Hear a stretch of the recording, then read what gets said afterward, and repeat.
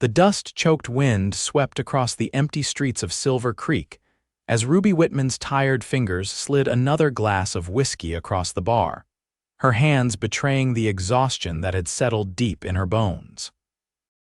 The year was 1876, and like most frontier towns in Wyoming Territory, Silver Creek had sprung up overnight when silver was discovered in the nearby mountains.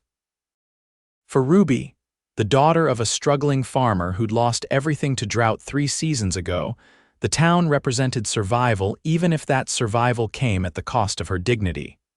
Ruby's brown hair was pulled back in a simple bun, wisps escaping to frame a face that had once been carefree. At 23, she had already weathered more hardship than most people twice her age. She wore a simple blue dress, patched in places but clean, a stark contrast to the grime and filth of the saloon. "Another round for me and my boys," slurred Marshall Denton, the cattle baron who owned half the county and acted like he owned everyone in it. His meaty hand reached for Ruby's wrist as she set down his drink. "And maybe something special for me later, pretty thing." Ruby pulled her hand away, forcing a polite smile that didn't reach her eyes. "Just serving drinks tonight, Mr. Denton." Denton's face darkened. "That ain't what your boss told me, said all his girls are, accommodating." From the corner of the saloon, a pair of steel blue eyes watched the exchange with growing intensity. Tucker Callahan had ridden into town just yesterday, trail-worn and looking for nothing more than a hot meal, a bath, and maybe a few hands of cards before moving on. A skilled cowhand with a reputation for being fair but unyielding, he'd spent the last 5 years drifting from ranch to ranch across the Western Territories. Tucker observed Ruby's trembling hands as she continued serving drinks, noticed how she flinched whenever Denton or his men got too close, saw the resignation in her eyes that spoke of someone who'd long ago stopped believing in rescue. His jaw tightened beneath his 3-day stubble. "Think you've had enough," Tucker said, his voice cutting through the raucous laughter as he stepped forward, positioning himself between Ruby and Denton. "Mind your business, stranger," Denton growled, his hand moving to the gun at his hip. "This establishment caters to paying customers, and I'm paying plenty." "For drinks, sure," Tucker replied evenly. "Not for harassing the lady." Ruby's eyes widened in surprise. It had been a long time since anyone had stood up for her. Most drifters who came through town were smart enough to steer clear of Denton and his influence. "Lady," Denton's laugh was harsh. "She's just a saloon girl." Tucker's voice dropped to a dangerous whisper that only Ruby and Denton could hear. "You deserve better," he said to Ruby, though his eyes never left Denton's face. Something stirred in Ruby's chest, something she'd thought long dead. Hope, perhaps, or simply the recognition of basic human dignity that had been denied her for so long. The tension in the room was palpable, every eye on the 2 men squared off against each other.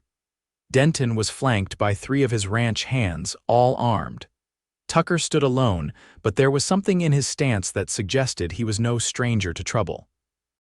"Frank," Denton barked to the saloon owner who was watching nervously from behind the bar, "tell your new customer about the rules in my town." Frank Sullivan wiped his hands on his apron, looking uncomfortable. "Now, gentlemen, let's not have any trouble. Mr. Denton is an important man in these parts.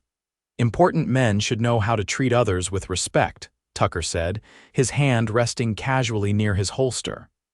"Especially women who are just trying to earn an honest living." Denton stood, whiskey sloshing from his glass. "You're making a mistake, Cowboy."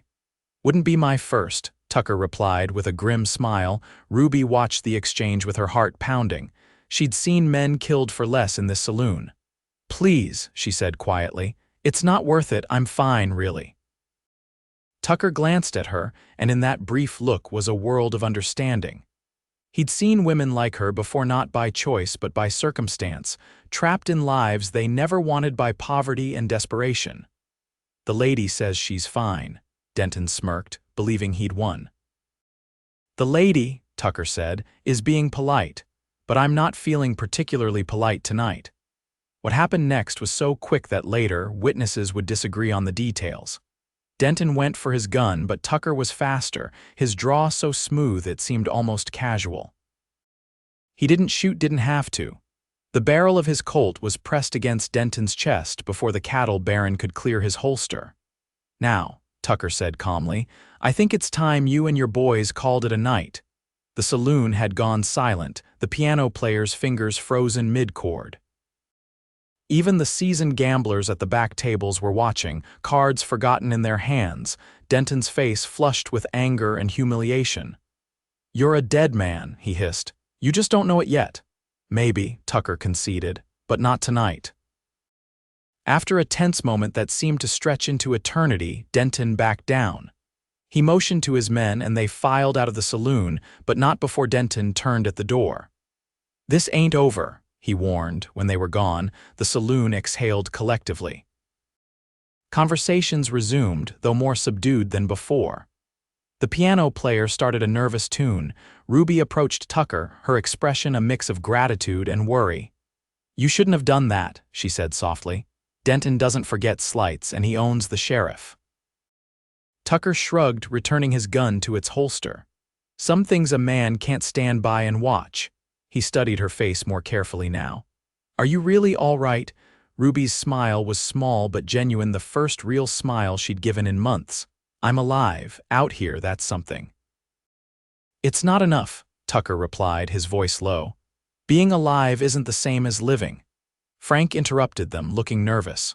"Ruby, get back to work, and you," he said to Tucker, "I appreciate what you did, but you've made an enemy tonight. Denton will be back with more men next time." Tucker nodded. "I reckon so." He tipped his hat to Ruby. "Madam."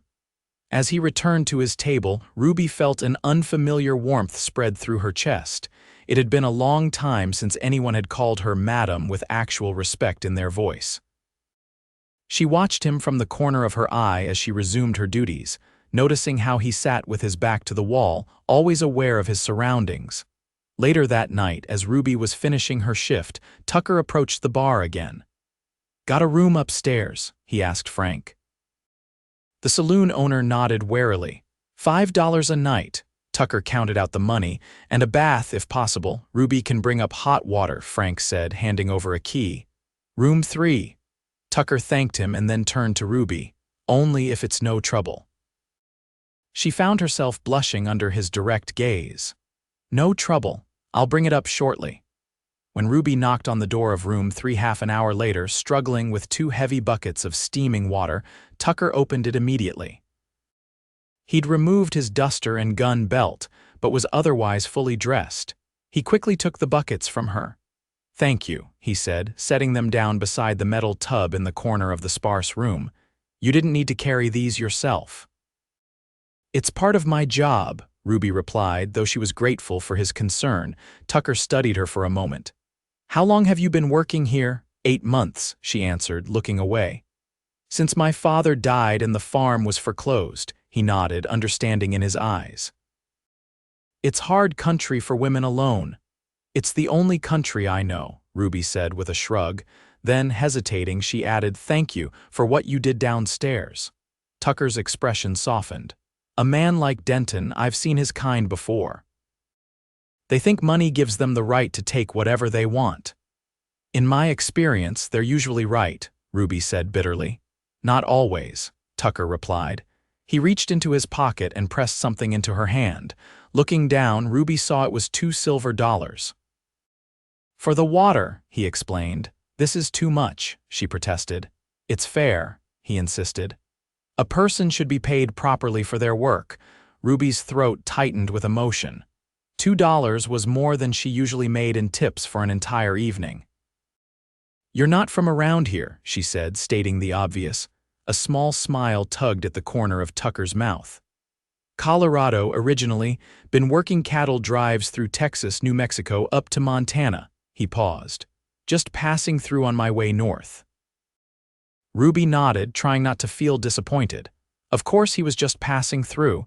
Men like him, decent men, never stayed in places like Silver Creek. "Will you be in town long?" "Thought I might rest up for a few days," he replied. My horse could use the brake and I could use a real bed. Well, Ruby said, moving toward the door, enjoy your bath. If you need anything else, just ask downstairs. Miss Whitman, Tucker called as she reached for the doorknob. When she turned, he was watching her with that same intensity she'd noticed earlier. What he said about the girls here being accommodating, is that true? Ruby felt heat rise to her face. Some are, by choice or necessity. Mr. Sullivan doesn't force anyone, but he makes it clear that girls who accommodate earn more and keep their jobs longer. She lifted her chin, a flash of defiance in her eyes. I serve drinks, that's all. Tucker nodded, respect evident in his expression. Good night, then. Good night, Mr. Callahan. As Ruby closed the door behind her, she leaned against the hallway wall for a moment, her heart beating faster than it should. There was something about the way Tucker Callahan looked at her not as a saloon girl or an object, but as a person of value. It was dangerous to feel this way, she knew.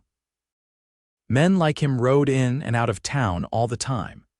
Getting attached would only lead to heartache, but as she descended the stairs to finish closing up the saloon, she couldn't help the small smile that played on her lips or the way her hand closed tightly around the $2 silver in her pocket.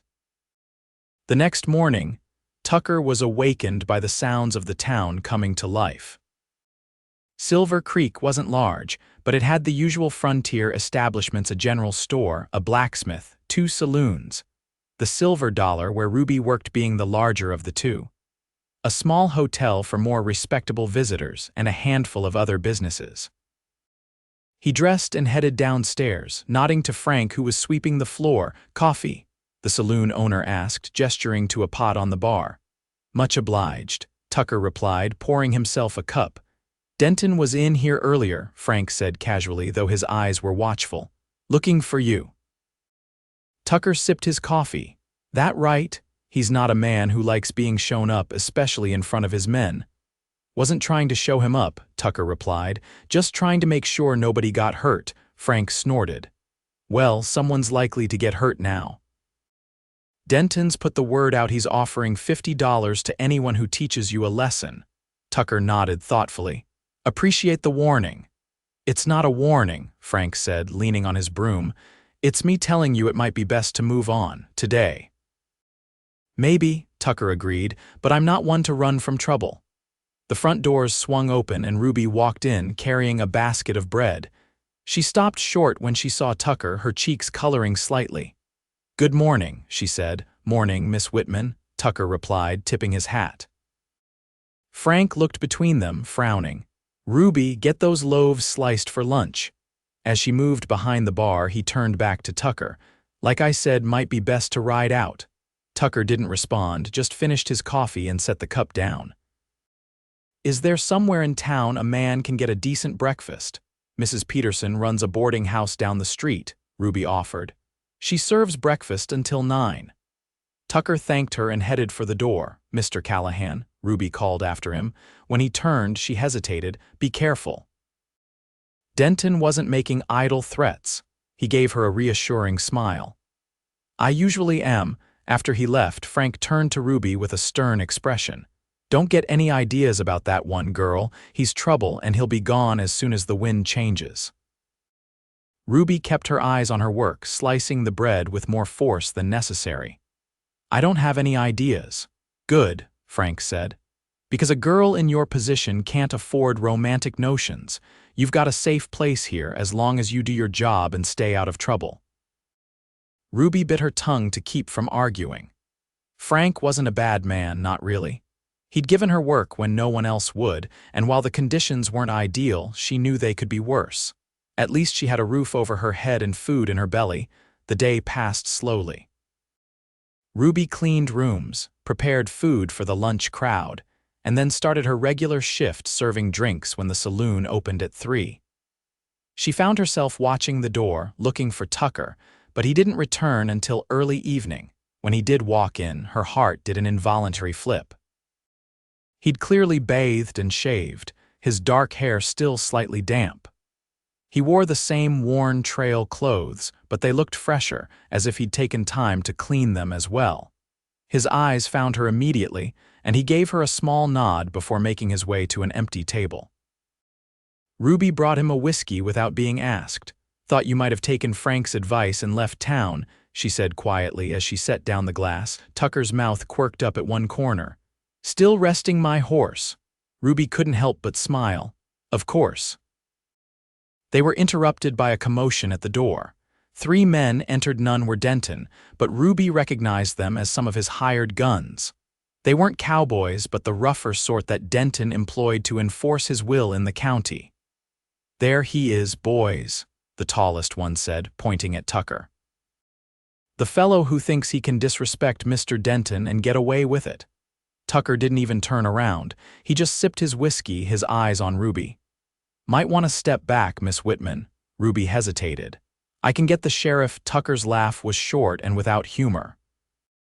"You said yourself, Denton owns the sheriff." The 3 men approached Tucker's table, spreading out in a way that blocked any easy escape. The saloon grew quiet as the other patrons sensed trouble brewing.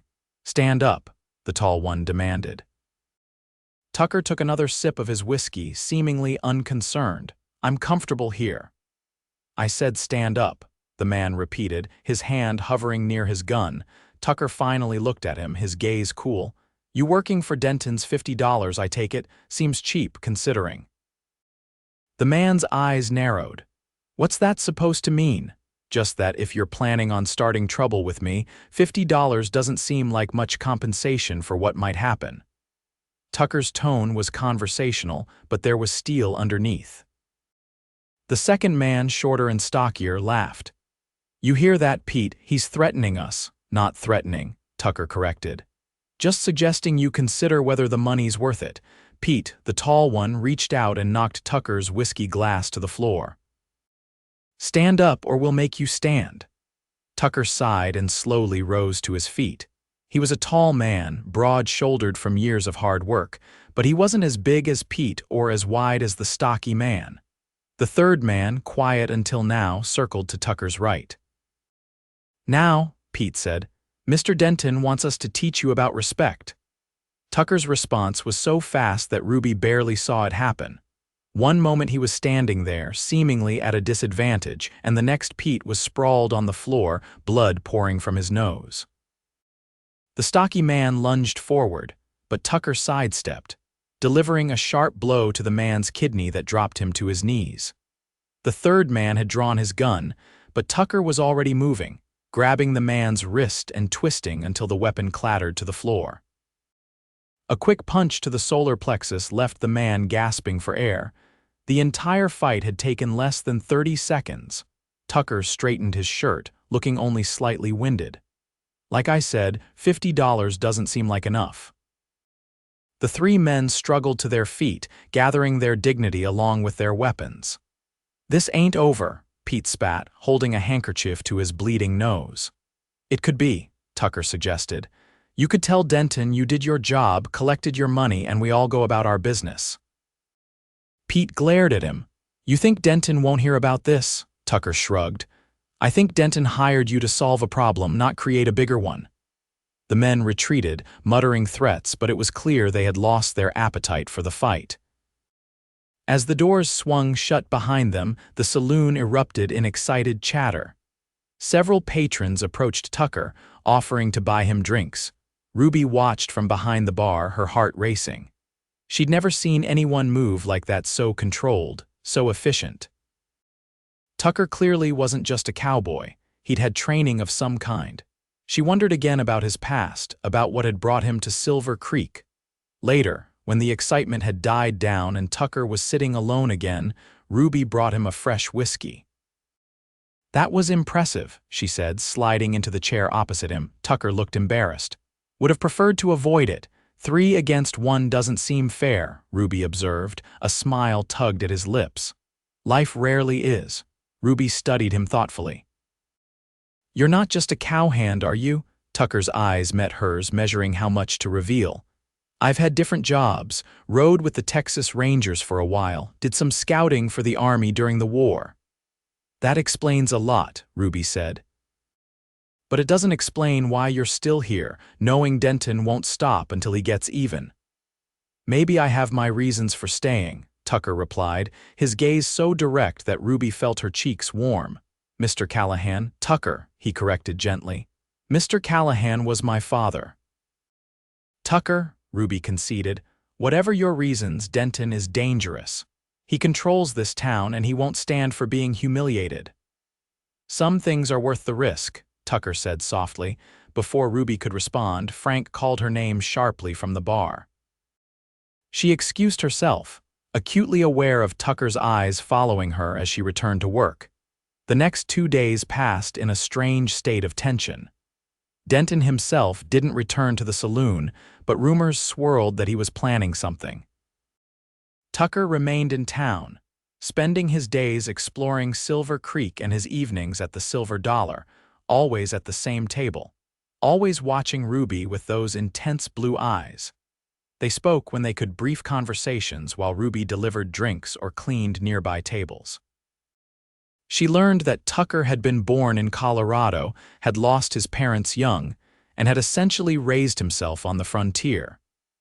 He'd fought for the Union during the war, then drifted west afterward, taking work where he could find it.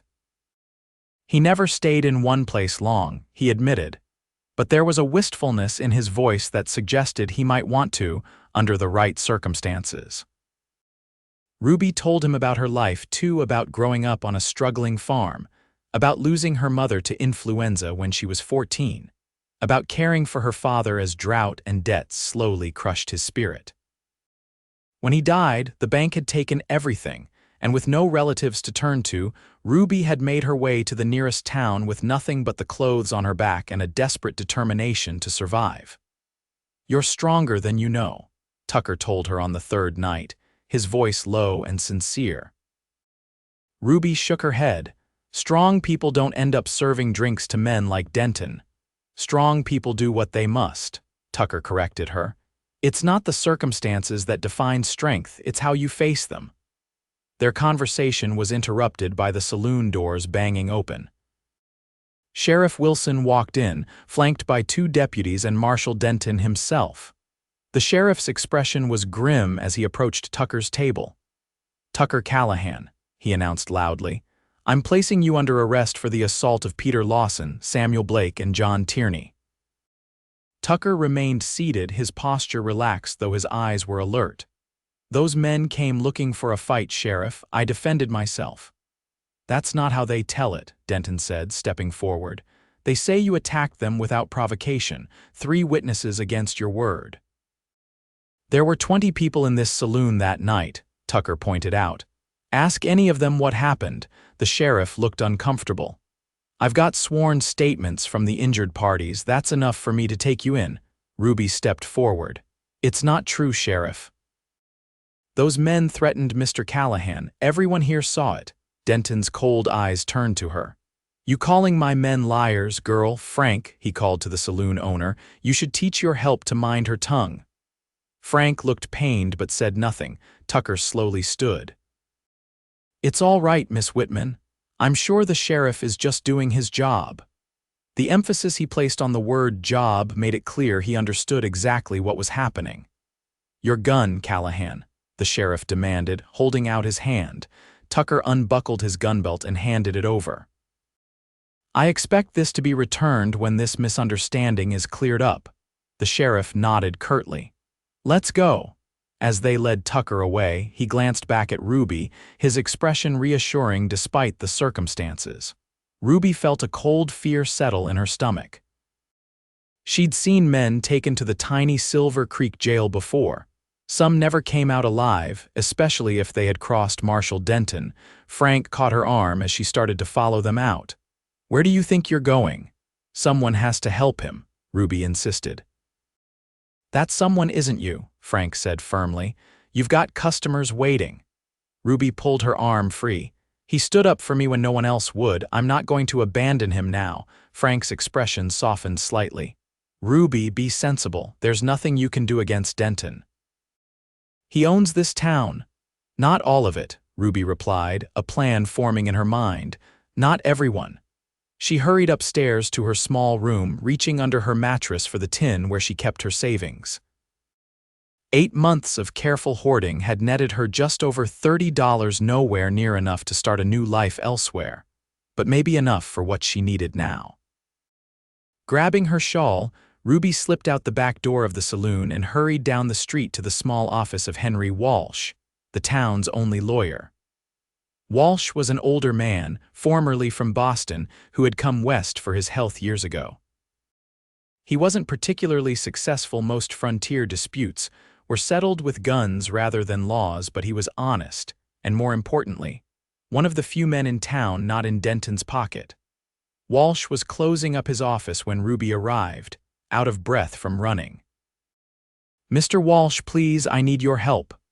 The lawyer adjusted his spectacles, peering at her in the dim light of dusk. "Miss Whitman, isn't it? Frank Sullivan's girl?" "Yes, sir," Ruby nodded. "It's about Tucker Callahan. The sheriff just arrested him on false charges."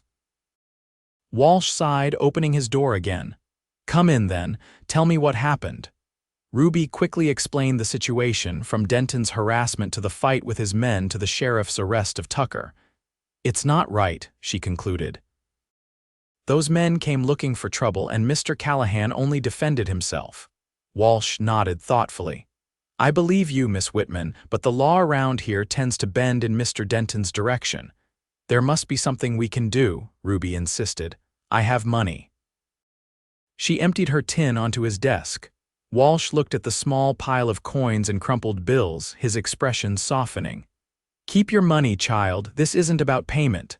"Then you'll help?" Ruby asked, hope rising in her chest. "I'll see what I can do," Walsh promised.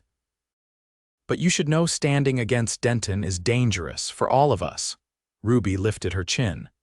"Mr. Callahan didn't hesitate to stand up for me, even though he didn't know me. I won't do any less for him." Walsh studied her for a moment, then nodded. "Very well. I'll go speak with the sheriff immediately. You should return to the saloon before your absence is noted." "Thank you, Mr. Walsh," Ruby said, relief washing over her. As she turned to leave, Walsh called after her. "Miss Whitman, may I ask why this man's fate matters so much to you?" Ruby paused at the door, considering the question. "Because he saw me," she said simply. "Really saw me when everyone else just looked through me." Walsh's expression was knowing. "Be careful, my dear. The heart can lead us into perilous waters." Ruby returned to the saloon to find Frank searching for her, his expression thunderous. "Where have you been? We have customers waiting." "I'm sorry," Ruby said, though she wasn't. She resumed her duties, serving drinks with mechanical efficiency, her mind on Tucker and what might be happening at the jail. It was nearly midnight when the saloon doors opened and Henry Walsh walked in, looking tired but satisfied. He made his way directly to Ruby at the bar. "He's been released," Walsh told her quietly. "The charges were too flimsy to hold, even with Denton's influence. The sheriff couldn't risk the territorial judge reviewing the case." Ruby's knees went weak with relief. "Where is he now?" "At my office," Walsh replied. "He asked me to give you this." He handed her a folded piece of paper. Ruby's hands trembled as she opened it, reading Tucker's neat, precise handwriting. "Meet me at dawn by the old oak tree south of town. T.C." Ruby looked up at Walsh. "What does this mean?" The lawyer's expression was grave.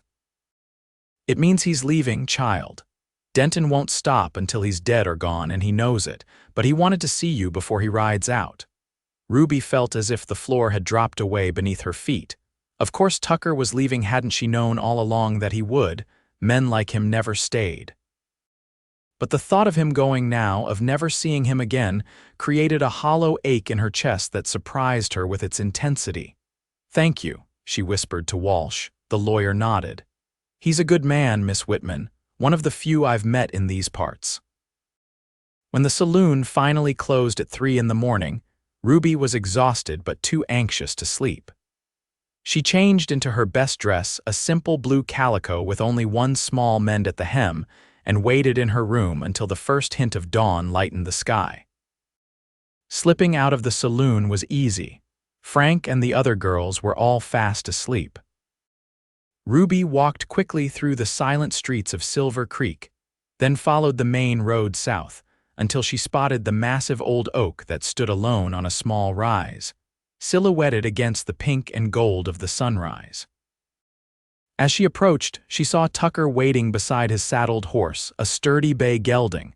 He was dressed for the trail, his duster buttoned against the morning chill, his hat pulled low. When he saw her, his face brightened with a smile that made Ruby's heart race. "You came," he said simply. "Of course I came," Ruby replied, stopping a few feet away from him. "Mr. Walsh told me you're leaving." Tucker nodded, his expression regretful. "It's for the best. Denton won't let this go, and I don't want to bring more trouble to your door. You think he'll leave me alone once you're gone?" Ruby asked bitterly. "He'll be back at the saloon tonight, acting like he owns the place, acting like he owns me." "That's why I wanted to see you," Tucker said, stepping closer. "Come with me, Ruby." She stared at him, certain she had misheard. "What?" "Come with me," he repeated, his eyes intense. "There's nothing for you here but hardship and disrespect. You deserve better, so much better." Ruby's heart pounded in her chest. "You barely know me." "I know enough," Tucker insisted. "I know you're strong and brave and kind, despite everything life has thrown at you. I know you make me feel things I haven't felt in years." He took her hand, his touch gentle. "I've been drifting a long time, Ruby, never found a reason to stop. But when I look at you, I think maybe I've been looking for you all along without knowing it." Tears welled in Ruby's eyes. "Where would we go?" "North," Tucker said. "I've saved enough to buy a small piece of land in Montana Territory. It won't be easy at first, but we'd be free." "No Denton, no saloon." He hesitated. "No promises except the one I make now, that I'll do everything in my power to give you the life you deserve." Ruby's mind raced. To leave Silver Creek, to start again somewhere new with this man who looked at her like she was precious instead of dispensable. It seemed too good to be true. But the alternative, staying, continuing to serve drinks with trembling hands while men like Denton pawed at her, suddenly seemed unbearable. "I have nothing," she whispered. "Just the clothes on my back and a few dollars." Tucker's smile was tender as he reached out to brush a tear from her cheek. "You have more than you know, Ruby Whitman. You have courage and strength and a heart that hasn't been broken despite all the reasons it should be. That's worth more than gold to me." Ruby looked into his eyes and saw something she'd stopped believing in long ago: promise. A future. Hope. "Yes," she said, her voice stronger now. "I'll come with you." The joy that spread across Tucker's face was like the sunrise breaking over the mountains, bright and warm and full of possibility. He pulled her gently into his arms, holding her as if she were made of something precious and fragile. "We should go quickly," he murmured against her hair. "Before the town wakes." Ruby nodded, but then drew back slightly. "Wait, there's something I need to do first." Tucker looked concerned. "It's risky to delay." "I know," Ruby acknowledged, "but I need to leave a note for Mr. Walsh. He helped you when no one else would, and—" She hesitated. "I need to say goodbye to Frank. For all his faults, he gave me work when I had nowhere else to go." Tucker studied her face, then nodded. "All right, but let me come with you." They returned to town as the first residents were beginning to stir. Ruby wrote a brief note for Walsh, thanking him and leaving 5 of her precious dollars as payment for his help. Then they went to the saloon, where Frank was already up, preparing for the day. His eyes widened when he saw Ruby and Tucker enter together. "What's going on here?" "I'm leaving, Mr. Sullivan," Ruby said, her voice steady despite her racing heart. "I wanted to thank you for the job and to say goodbye properly." Frank's expression darkened. "Leaving with him." He turned to Tucker. "You're taking her away from a secure position to do what? Make her a frontier wife with nothing but hardship ahead?" "The choice is hers," Tucker replied calmly. "And yes, there will be hardships, but there will also be respect and freedom." Frank looked back at Ruby, his anger fading to something like concern. "Is this what you really want, girl? You know what happens to women alone on the frontier." "I won't be alone," Ruby said, feeling Tucker's steady presence beside her. "And yes, this is what I want, more than anything." Frank sighed deeply. "Then I won't stop you." He reached beneath the bar and pulled out a small leather pouch, which he tossed to Ruby. "Your wages for the week, plus a little extra. Don't say I never did anything for you." Ruby caught the pouch, surprised by the weight of it. "Thank you, Mr. Sullivan." Frank waved her gratitude away. "Go on, then, before I change my mind." They left the saloon and hurried back to where Tucker had left his horse at the edge of town. The sun was fully up now, the streets coming to life with the day's activities. "We need to get you a horse," Tucker said, glancing around. "The livery should be open by now." They were almost to the livery stable when a shout stopped them in their tracks. "Callahan." They turned to see Marshall Denton striding toward them, flanked by 4 of his men, including Pete with his still swollen nose. All were armed. Tucker positioned himself in front of Ruby. "We're just leaving town, Denton. There doesn't need to be any trouble." "There's already trouble," Denton snarled. "You made it when you stuck your nose where it doesn't belong." His eyes flickered to Ruby. "And now you're stealing my property." "I'm not your property," Ruby said, stepping out from behind Tucker. "I never was." Denton's face contorted with rage. "You ungrateful little—" He reached for his gun. What happened next seemed to unfold in slow motion. Tucker pushed Ruby to the side as he drew his own weapon with lightning speed. Shots rang out 1, 2, 3, echoing through the morning air. Ruby screamed as she saw Tucker stagger backward, a crimson stain spreading across his shirt. But Denton was down too, clutching his chest, his face frozen in shock. The street erupted into chaos. Denton's men scattered, firing wildly as they retreated. One of their bullets splintered the wood of the building beside Ruby, sending sharp fragments flying. She felt a sting across her cheek but ignored it as she rushed to Tucker, who had slumped against a water trough. "Tucker," she cried, kneeling beside him. "Oh God, please no." His eyes fluttered open, focusing on her face with effort. "You're hurt," he murmured, reaching up to touch the cut on her cheek. "It's nothing," Ruby insisted, tears streaming down her face as she pressed her hands against the wound in his side, trying to stop the bleeding. "Just hold on." "We'll get help." People were gathering now, drawn by the gunfire. Someone called for the doctor. Ruby barely noticed. Her entire world narrowed to Tucker's pale face and the terrifying amount of blood soaking through his shirt. "Listen to me, Ruby," Tucker said, his voice weaker than before. "If I don't make it, don't," she begged. "Don't say that, you're going to be fine." A ghost of a smile touched his lips. "Stubborn woman, just listen. If I don't make it, take my horse, take the money in my saddlebag, go north like we planned, start that new life." "I'm not going anywhere without you," Ruby insisted fiercely. "So you have to live, Tucker Callahan, you have to." The town doctor arrived then, pushing through the crowd. He knelt beside Tucker, examining the wound with swift, practiced movements. "Get him to my surgery," the doctor ordered. "Quickly, now." Several men helped lift Tucker and carry him to the doctor's office across the street. Ruby followed, her dress stained with his blood, her heart racing with fear. As they laid Tucker on the examination table, the doctor turned to Ruby. "Wait outside, miss. This is no place for a woman." "I'm staying," Ruby said firmly, taking Tucker's hand in hers. The doctor looked like he might argue, but something in Ruby's expression changed his mind. "Very well, but stay out of my way." The next hour was the longest of Ruby's life. The doctor worked methodically, extracting the bullet, cleaning the wound, and finally stitching it closed.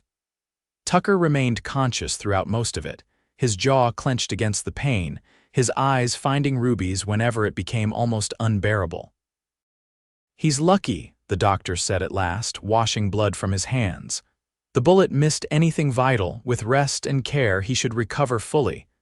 Relief washed over Ruby like a cleansing rain. "Thank you, doctor, thank you so much." "Don't thank me yet," the doctor replied grimly. "There's still the matter of Marshall Denton." Ruby's blood ran cold. "Is he?" "Dead," the doctor confirmed. "Shot through the heart. The sheriff will have questions once he's done dealing with the body." Tucker's voice was weak but determined. It was self-defense. "He drew first in front of 20 witnesses."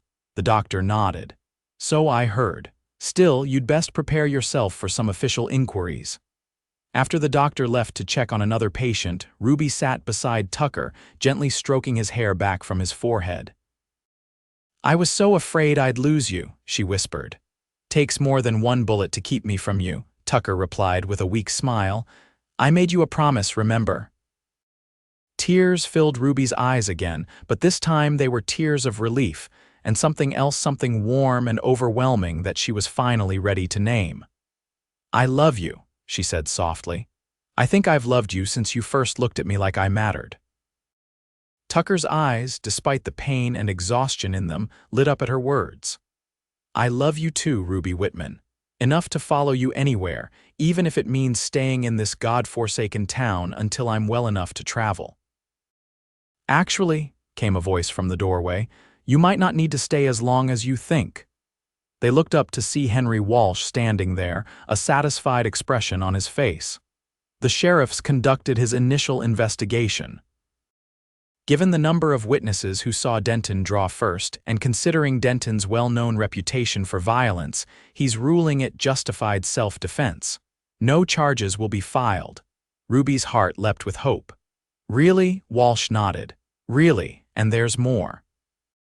With Denton gone, his empire is already starting to crumble. His men are splitting up the spoils and fighting amongst themselves. I suspect Silver Creek is about to undergo some significant changes." He looked pointedly at Tucker. "Changes that might benefit a man with your skills and character should you choose to stay." Tucker glanced at Ruby, a question in his eyes. "I thought you wanted to go north," she said. "To Montana." "I wanted to take you away from here because there was nothing good for you in Silver Creek," Tucker replied. "But if things are changing—" He left the thought unfinished. Walsh cleared his throat. "I should mention that Denton's ranch will likely be sold to settle his debts. The bank manager mentioned to me this morning that they'd prefer a local buyer, someone who might employ some of the honest workers Denton kept on." Tucker's eyebrows rose. "Are you suggesting—" "I'm not suggesting anything," Walsh interrupted with a small smile. "Just passing along information that might interest certain parties." He tipped his hat. "I'll leave you two to discuss your plans. Good day." After Walsh left, Ruby and Tucker looked at each other, possibilities spinning between them like leaves in a whirlwind. "We could stay," Tucker said slowly. "Build something here instead of starting over somewhere new." Ruby considered this. Silver Creek had brought her nothing but hardship until Tucker arrived. But now, with Denton gone and the promise of change in the air, perhaps it could become something else, a home, a place of new beginnings. "What about the people who know me as a saloon girl?" she asked, voicing her deepest fear. "Will they ever see me as anything else?" Tucker reached for her hand, holding it gently in his. "They'll see you as my wife," he said simply. "If you'll have me." Ruby's breath caught in her throat. "Your wife? That was always my intention," Tucker admitted. "Even when I asked you to come with me this morning, I should have made it clearer." His eyes were solemn, sincere. "I love you, Ruby Whitman. I want to spend my life with you, building something good together. Whether that's on a ranch in Montana or right here in Silver Creek doesn't matter to me as long as we're together." Joy bubbled up inside Ruby, bright and effervescent. "Yes," she said, squeezing his hand. "Yes to being your wife. Yes to staying here and making a new life. Yes to everything." Tucker's smile was like sunshine breaking through clouds. "Then it's settled. As soon as I'm on my feet again, we'll make it official." It took 2 months for Tucker to fully recover from his wound, but they didn't waste that time. With Walsh's help and the money Tucker had saved, they secured a loan from the bank to purchase Denton's ranch at auction. Ruby surprised herself with her aptitude for business, working alongside Tucker to review the books and plan improvements. By the time autumn painted the surrounding hills in gold and crimson, the Callahan Ranch, formerly the Denton Spread, was well on its way to becoming one of the most respected operations in the territory. They kept on the honest workers and gave them fair wages, earning loyalty that no amount of money could buy. On a clear October day, with the mountains sharp against the blue sky, Ruby Whitman became Ruby Callahan in a simple ceremony at the newly built church in Silver Creek. Frank Sullivan gave her away, gruff but proud, and Henry Walsh stood as Tucker's best man. Even the sheriff attended, perhaps seeking to make amends for his previous corruption. That evening, as Ruby and Tucker stood on the porch of their new home, watching the sunset paint the land in shades of fire, Tucker wrapped his arms around his bride. "Happy?" he asked, his breath warm against her ear. Ruby leaned back against his chest, marveling at how far she had come from that scared, desperate girl who had once served drinks with trembling hands. "More than I ever thought possible," she replied, turning in his arms to face him.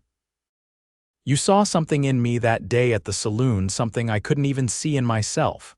Tucker smiled, brushing a strand of hair from her face with tender fingers. "I saw you, Ruby, just you, and that was enough." As his lips met hers in a gentle kiss, Ruby knew that the trembling in her hands now came not from fear or resignation, but from the overwhelming joy of being truly seen, truly loved, and finally, deservedly free.